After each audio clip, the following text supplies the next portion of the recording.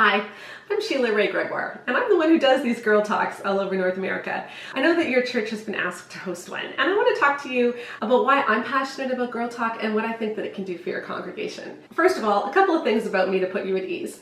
I am a total Bible-believing Christian. I totally abide by all aspects of the Apostles' Creed. I have several books published with completely mainstream Christian publishers.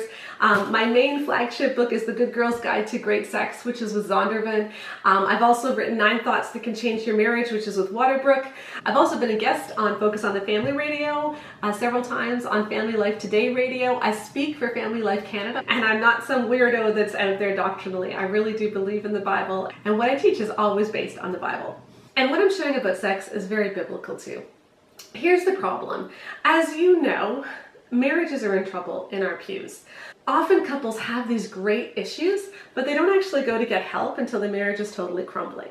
And sometimes they just don't feel like there's anywhere to go with problems that are deeply personal. And a lot of people have some deeply personal problems in the sex department. And churches aren't always the best equipped to handle those issues, because it's not like you can give a sermon on a Sunday about what to do when you have certain sex problems or what to do if your libido plummets, because it's just not appropriate. I mean, let's face it, there's kids in the pews, there's divorced people in the pews, there's single people in the pews. There's some things that you really can't talk about well from the pulpit, and yet people so desperately need this information. That's what I do in Girl Talk. It's a really funny event. I use a lot of humor, but the information that I share is really biblical. I focus on how God made sex to be intimate. Physically, yes, of course, but also emotionally and also spiritually. And I go into what it looks like for you to feel like you're actually one flesh and to get that idea of spiritual intimacy, because that's what we're missing in the world. The world has divorced sex from marriage, and when they do that, they make it only about the body. And that has so many disastrous consequences for how we see sex, how we understand our own bodies, and even allows things like pornography and erotica and stuff like that to spread. I also have a question and answer period, and it's so interesting that I can predict, no matter what church I'm at, what denomination, what size of church, what age group, there's almost always going to be the same questions. When I was in Lethbridge, Alberta last year, a pastor actually snuck in and listened to a lot of the girl talk, and he heard the question and answer period. And afterwards, he went out into his car and he just sobbed.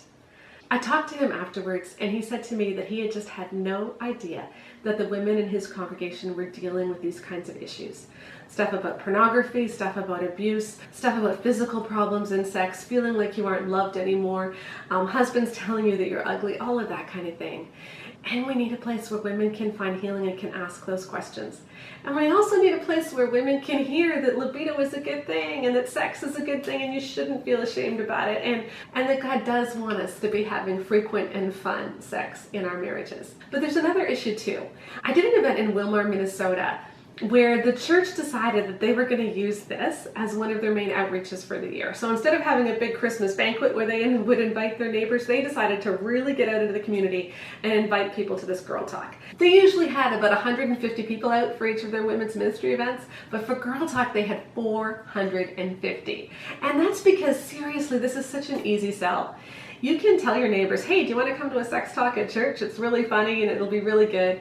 And people will come because people want to talk about sex. If your church can catch the vision that this can be a great outreach, you can have such a tremendous impact in your community. And if you get the word out, I really don't think you'll have trouble recouping the cost. The world owns sex right now.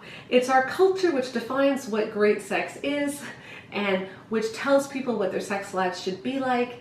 And on the whole, Christians have retreated from that conversation because we just don't know how to have it well. And when we retreat, we create this vacuum where our culture can come in. I just think we can't do that anymore. And this is too important. We're losing marriages, we're losing families, and we need to make sex into something which builds up the marriage and which keeps the family solid, rather than something which tears everybody down. So will you help me? Will you partner with me in talking to the women in your church about sex and about what God designed it for and what God designed it to look like and how it can be amazing and intimate in marriage when we let go of what our culture says sex is supposed to be and when we grab hold of the vision that God has for it? I really hope that this works out, because I would love to meet you and see what changes can come in your congregation.